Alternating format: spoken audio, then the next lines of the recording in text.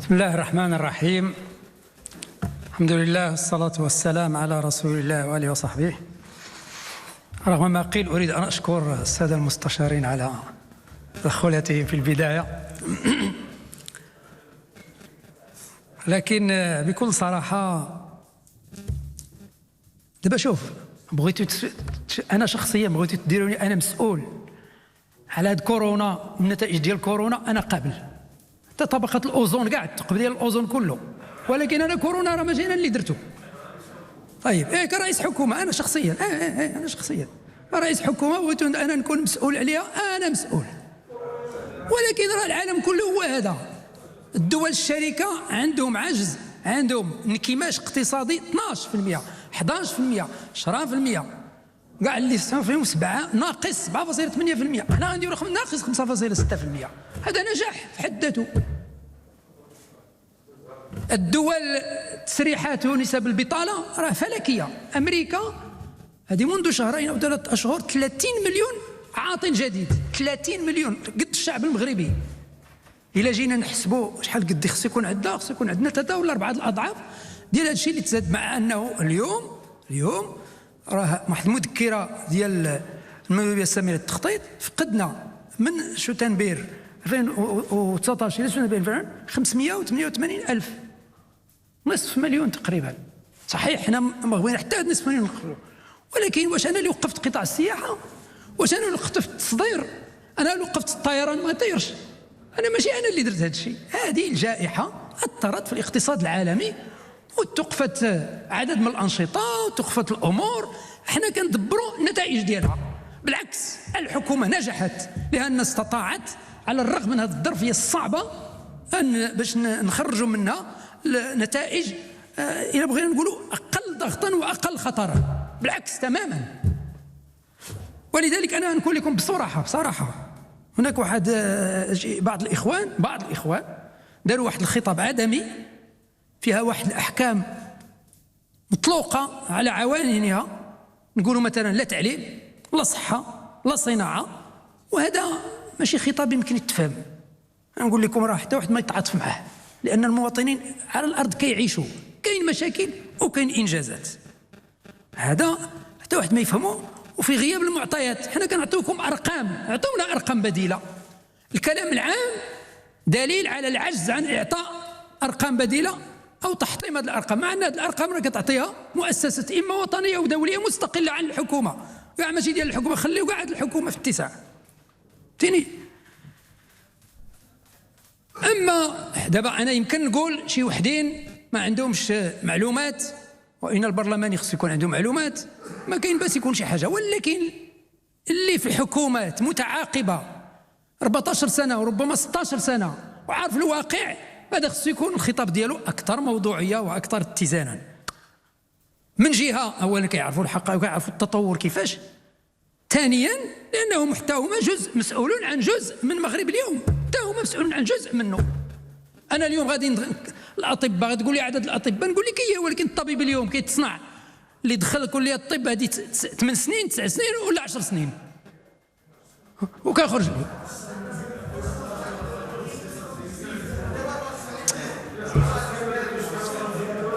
شكرا. الخصاص موجود، والاحتياجات والإنجازات نعترفوا بأنها دون الإنجازات ودون الاحتياجات وحتى دون المستوى والطموح اللي كنطمحوا ليه، ولكن هناك إنجازات. ولا يمكن أن واحد الخطاب اللي كيسود كل شيء ينجح. خطاب الذي يسود كل شيء لا يمكن أن ينجح.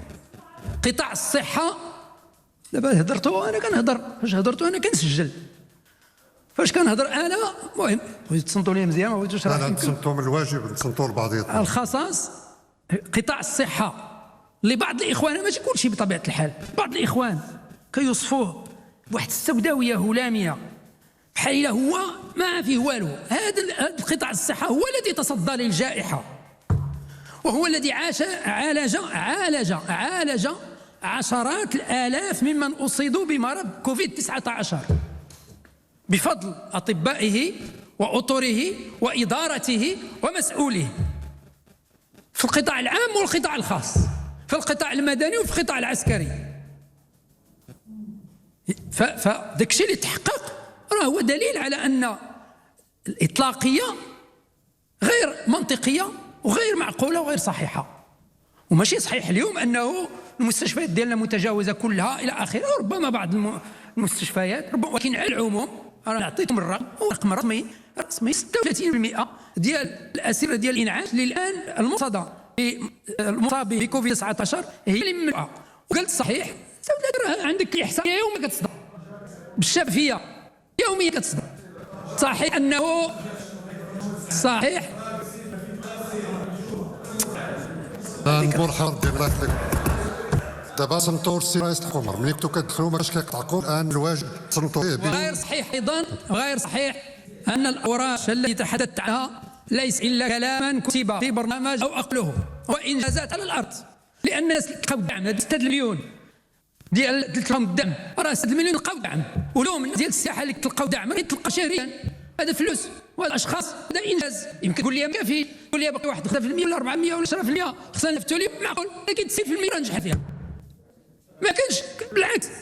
وعندما تحدثت على البرنامج ديال ما وقلت هو الاحقاق، ويمكن نعطيكم اسماء السدود سنه بعد سنه اللي خلات الخدمه، وها السنه هذه خسات السدود، هي غنقولها لكم: سد دار خروفه بالعريش، سد شريف لا ها السنه الشريف الادريسي بتطوان، تمالت بملت، تمقت بالرشيديه والجسر السلطان بالخيسات ومشرف بإفران. هذه السنه ونعطيكم اسماء ديال السنه المقبله ونعطيكم السنه الاخرى وتراقبوا.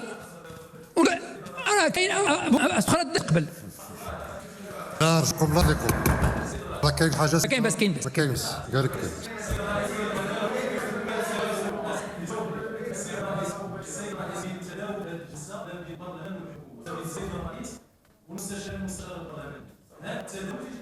صحيح واضحه. صافي شكرا سي عبد. تفضل سيدي الرئيس، تفضل استلف الجواب. باش تحثنا على عم التشغيل، بالعكس انا التشغيل لا سأرجوكم نقطة نظر معقولة محلها. لا لكن انتم تقطعون السي رئيس الحكومة، ما كاينش بدون قطع، كل واحد ياخذ حقه في الكلام يقولوا ما يشاء، ولكن لما كاينش الوقت الانصات للاخر نصوتوا. كاين شي حاجه سميتها آداب حوار. ارجوكم تفضل السي رئيس. ارجوكم ارجوكم خاطبوني، ما تخاطبني وانا ما خاطبكش.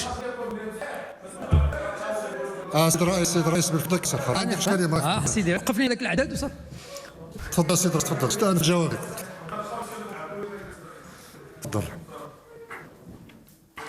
تفضل سيدي الرئيس كمل الجواب ديالك. وايضا قلت بان الحكومه فقدت ثقه الشعب. ما عرفت من جد هذه الاحصائيات. من يقول بان الحكومه فقدت ثقه الشعب؟ شكون لها؟ وفين هذا الاستطاعه الراي؟ وشكون هذا اللي غيقولها؟ خطي الا كان هذا الشيء صحيح. على انتم احزاب كتبغيو تراجع قاعده احتساب القسم الانتخابي بطاقه غائبه وعيبه غير موجوده في اسمها دلا في العام ولا يسعى بها احد قبل ولم تكن قط. الى انه تمشيو للانتخاب وشكون حر ومرتاح شي تقطعوا وتصلوا في القانون الانتخابي. كان هذا هو المصداق الحقيقي ديال الثقه ديالكم، لان في انتخاب الحكومه الا درتوها انا نصفق لكم. وعندما يقول البعض الله يجزيك بخير، كمل سي رئيس. وعندما يقول البعض بان الحكومه لا تفكر الا اصحاب رؤوس الاموال الكبرى، طيب سيدي دوزوا لنا قانون الاطار غير مشروع، يلا دوزوا بسرعه في هذيك الغرفه والغرفه الثانيه ونيونا وتثبتوا عكس. الله انت عارف من كان تفضل دخل راسك في حاجه ما كتعنيكش. ايوا سيدي، وعلى عكس بعض الاخوان اللي يدعوا على المشاورات، هذه الحكومه دارت مشاورات موسعه طويله ومستمره مع كل شيء. لنا عندنا غرف مهنيه، عندنا البنيه، عندنا الجمعيات، عندنا المؤسسات، عندنا احزاب السياسيه، عارف ذاك الشيء. وكنلقى مذكرات الى الان يوميا، مذكرات، وكل شيء كنضربوا وكنجيو للقطاع المالي وكنجيو المسائل التعليميه ونجيو الماليه. لا انتم عرفتوا هذا اللقاء مع الاحزاب السياسيه، النائب مع الغرف المهني، الغرف قلنا لهم عطونا مذكرات، لقينا مذكرات، طلبنا منكم مذكرات فيما يخص خطه الايقاع الاقتصادي او عناش الاقتصاد. وهذه المذكرات عندنا عطونا بعد الحلقه، لقينا 23 مذكره من الهيئات اللي استقبلتم، ولكن لقينا عشرات المذكرات والمراسلات من مهن اخرى، من تمثيليات مهن اخرى وغيرهم. وراه هذا خص هذاك الشيء عطيتنا وقلتنا خص تجيو تقولوا واش كاين في مشروع قانون الماليه ولا لا، واش كاين. وبالمناسبه واش كاين خطه لنعش الاقتصاد بلا قانون الماليه؟ لا يمكن، لان فيه اجراءات سنين ضمنها قانون الماليه. مره كتقول لي جبنا قانون الماليه ديال التعديل، قلت لنا بديتوا المذكرات وداك اللي قال ما دخلتش في قانون الماليه. فالجبنا قانونيه كتقول لنا هما تبعوا غير قانون لا اليوم. دابا خص واحد انسجام في الخطاب، انسجام في الخطاب. الحكومه تحرص على الحوار مع الجميع وتطلق المذكرات. انا نقول لكم احنا عطينا اهتمام لجميع المذكرات او المراسلات التي نتلقاها. عندي واحد فريق في الرئاسه مشغول غير معها كيصنفها كيخرج منها المقترحات وكنصور القطاعات الماليه. وقبل مشروع قانون الماليه هذا قبل الاعداد ديالو اتفقت مع السيد وزير الاقتصاد ونصف المذكرات الاصليه كلها وطبعها في مجلد كلها معناها وصيفط لوزير الاقتصاد الماليه اضافه الى ما ارسلت له من قبل ديال المقترحات المطمنه باش هو الا يرجع لها من قبل طريق الفرق ديالو الى اخره. فلذلك هذا الشيء غير صحيح. الحكومه هي حكومه انصات والحوار فعلا والانجاز بعد الانصات والحوار. بطبيعه الحال كيف تبدي الامور. المهم غادي نرجع بعض الملاحظات اللي هي اكثر تقنيه. التصنيف الائتمان السيادي للمغرب ديال السيد المستشار انه انخفض فعلا. وكالة فيتش خفضت تصنيف الائتمان السيادي ديال المغرب من درجه الاستثمار انفستمنت جريد وخفضته من بي الى بي. لكن خص نعرفوا واحد القضيه. اولا المغرب هو البلد الافريقي الوحيد اللي عنده لدى فيتش انفستمنت جريد عنده هذه الدرجه هذه واحد. ثانيا خصنا نعرفوا بان راه كاين واحد وكاله اخرى ستاندرد بورس راه تعرفوها حتى هي وحتى هي عندها انفستمنت جريد وحتى هي المغرب البلد الوحيد اللي عنده هذا الدرجه عند وكاله ستاندرد بورس. وفي تقرير الى اخر احتفظت المغرب بهذا التصنيف الوحيد في افريقيا.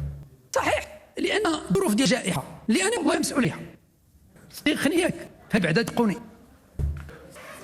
هاد الظروف ديال الجائحه طبيعي تاثر وطبيعي تاثر ولكن خفضنا التاثيرات ديالها لم تكن كافيه. هاد التاثير ديالو ولكن ان شاء الله المستقبل غيكون كافيه.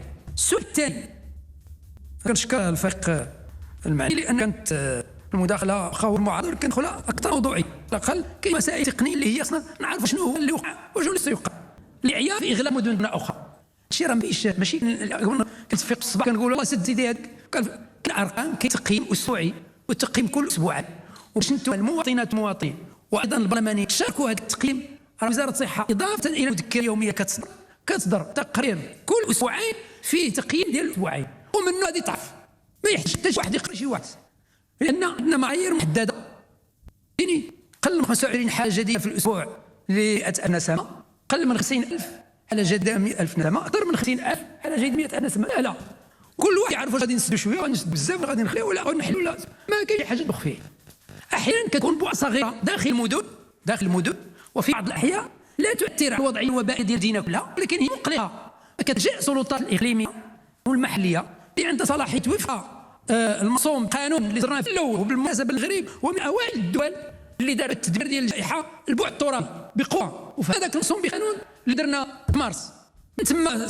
وباش نقول ثاني القضيه ديال المغرب الحلول ديالو المغربيه صحيح نستافدوا ولكن حنا كنخلوا من شي حد كنستافدوا ولكن حنا عندنا الثقه في الخبراء ديالنا، عندنا الثقه في الاجهزه اللي كتراقب وكتعطينا الارقام، عندنا الثقه في الناس اللي كنتشاوروا معاهم وتتخذ المغرب قرارات انطلاقا من هذا.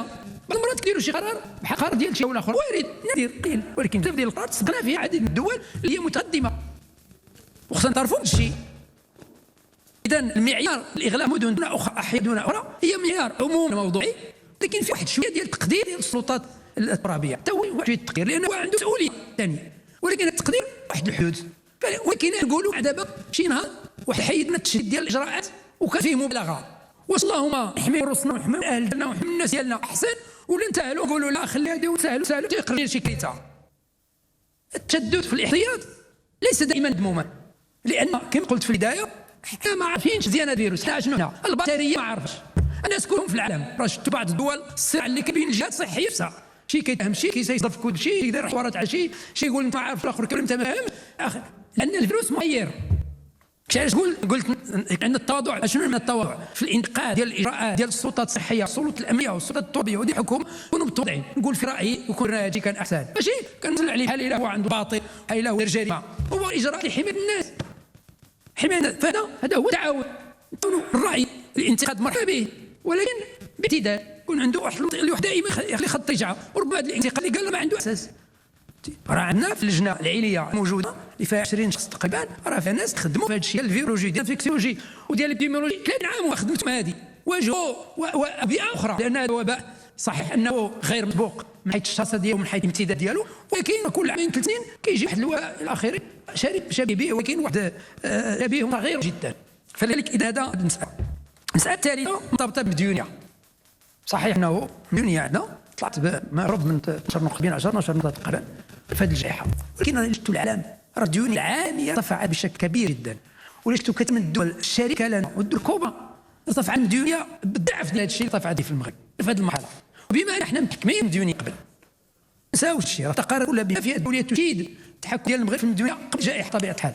بالعكس اكثر من هذا، درنا واحد منحى تسطيحي للمديونيه، مابقاش تزيد النسبه ديالها نسبه المديونيه لان التدخل الخام. وفي 2019 بدينا يعني قلبنا المنحنى واصبحنا في منحنى تراجعي بالنسبه للمديونيه. جات الجائحه زدنا، بغيت اسبوع عليها انا ما نبهس، انا كاع شيء ما قابل. ولكن ان شاء الله عندنا خطه حتى 2022 غادي يبقى المنحى التراجعي ديال الديونيه، لان المهم هو الصلابه الاسس ديال الاقتصاد الوطني. الصلابه ديال الاسس الاقتصاد الوطني انا نقول لكم هي الصلابه هي المهمه، وهي راه ضمونه ان شاء الله. النقطه الثالثه الارقام مضاعفه الميزانيات. صحيح نقول لكم راه الارقام واضحه، حتى واحد يمكن تقولوا لي زدنا ميزانيه الصحه ولكن الخدمات ما زادتش بحال الميزانيه. انا متفق معكم، ولكن زدنا في الميزانيه ديال وزاره الصحه الحكومه 2007 2011 المقارنه الان 3 المرات بزادت الميزانيه ديال وزاره الصحه، والمنصب الماليه المرتضى لوزاره الصحه زاد 3 مرات. انا جيت في 2016 كان 14000 حولنا 4000، دابا السنه المقبله 5500 17000 4000 حبوش لهذيك، راه اكثر من الضعف. ودابا الان غادي نزيدوا 5500. هذا جهد كيدار. نقول لكم راه طبيعي يكون ما فيش دول الكره الان تئن المنظومات الصحيه تحت الضغط ديال كوفيد وما فوق كوفيد. راه شوفوا الانترنت راه شوفوا كل شيء. في التعليم نفس الشيء، الجهد يدار جهد كبير وغير مسبوق. والدليل على ان الكلام اللي تقال بان الدار في التعليم دليله هو ان كثير من الاسر ولات الان ترجع للتعليم العمومي، وهذا دليل على مصداقيه التعليم العمومي. ويجزيكم خير التعليم العمومي يسمعوا من اطر تربويه، اطر اداريه للتامين التعليم والتامين مركزيا اقليميا ووطنيا على مستوى المدارس، وكيضحيوا على الاقل نقولوا التعليم ناقص شويه، عندنا شي ناقص اخي. اما نفوتوا كل حتى هو كيحسبوا راسهم بحال محقورين، هذا غير منطقي وغير معقول بالعكس. فلذلك جميع المؤشرات يخص التعليم ايضا متصله. وهذاك الورش اللي بديناه اللي هو ورش التطبيق والتنزيل مقتضيات القانون الاطار لاصلاح منظومه التربيه والتكوين، هذا ورش وصرنا عليه غادي نستمروا فيه على الرغم من الظرفيه ديال الجائحه. وركزنا في المناصب المرصده لتعليم هذه السنه زدنا غير اساتذه اطر الاكاديميه الفاهين ومن غير اداريين حتى هما، والتعليم الاولي اللي هو الورش اساسي، لان دابا كاين تصور متكامل انطلاقا من الرؤيه الاستراتيجيه 2015 2030 التي اعدها مجلس الاعلى للتعليم. ولذلك اهتمام التعليم الاول حدثوا، والارقام ديال التعليم الاولي انطلاقا في الجيل لقينا 50% من الاطفال في التعليم الاولي قل من 700,000 في التعليم الاولي، قل من 700,000 التعليم الاولي الاطفال اللي في التعليم الاولي تقريبا 700,000 اخرى خارج التعليم الاولي، يعني اقل من 50% ديالو في التعليم الاولي. دابا الان وصلنا ما يقرب من 74%، كل سنه كنزيدوا. وهذا واحد جهد كبير، لان يستطيع نعمل التعليم الاولي غادي ننفعوا واحد المنحى كبير الجوده ديال التعليم. وهذا مهم لان الدراسات اثبتت ان جوده التعليم مرتبطه جزئيا بالتعليم الاولي، مرتبطه بامور اخرى ولكن مرتبطه ايضا بالتعليم الاول. وبلا نقول تيسير، انتم شفتوا التيسير كانوا كيستافدوا من 700,000 و2 مليون و100,000 هذيك القصه كلها ما كتسوى دروا والو غير ارقام، ولكن 2 مليون ديال الاطفال العائد ديالهم كيتوصلوا اسمه بالدعم ديال التيسير، وهذا شيء مهم. مؤشر اخر مؤشر ممارسه الاعمال، مؤشر مارس الاعمال وين بناس في 2010 كان المغرب في الرتبه 128، اليوم في 2019 في الرتبه 53. رغم ان الدول تزادوا يزيدوا دول كنتحسنوا ونتمنوا على الله في السنه نوصلوا 50 السنه المقبله. حنا قلنا 2021 نوصلوا 50، كنا نتمناو 2020 نوصلوا 50. نشوفوا وصلنا 2020 نوصلوا 2021 نكونوا ال 50 الاوائل بالعالم في مجال ممارسه الاعمال وتسهيل المناخ على المقاولات وعلى الاستثمار. وهذا في حد ذاته كيشجع التشغيل وكيشجع المقاوله وكيشجع كل شيء، راه داخل شحال من مستوى.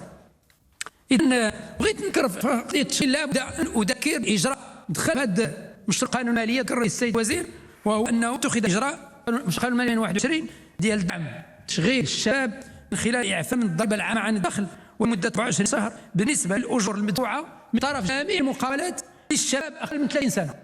دابا كانت هذه غير للمقاولات الجديده عن 5 سنين عندها الاجراء هذا، الان الاجراء تعمم جميع المقاولات. اللي يخدم شي واحد شاب قل من 30 سنه عنده الاعفاء لمده 24 شهر من الضريبه على الدخل، وهذا اجراء لتغيير الشباب، لان الشباب هما بغينا نقولوا هما القوه الحقيقيه للبلاد، وهم الاكثريه والاغلبيه. الشباب يشكل الان هذه الاغلبيه، وخصوصا الشباب كيخرجوا من الجامعات، كيخرجوا من المدارس العليا، كيخرجوا من التوين المهني. هذا اجراء ان شاء الله غادي التشغيل وغادي يعطي واحد الفرصه للشباب يلقاو طريق الى المجال العملي. اريد ان اشكر جميع الاخوان والاخوات ايضا على التدخل ديالهم، واعيد ان اكرر مره اخرى هذه جائحه هي غير مسبوقه، تحدي كبير للعالم، تحدي كبير لبلادنا، التاثيرات ديالها صعيبه، مقلقه على المستوى الصحي، مقلقه على المستوى الاقتصادي، مقلقه على المستوى الاجتماعي. خصنا كلنا نديروا يد في يد ونعمل جميعا باش نواجهوا هذه الجائحه ونحمي بلادنا ونحميو بلادنا. السلام عليكم ورحمه الله وبركاته.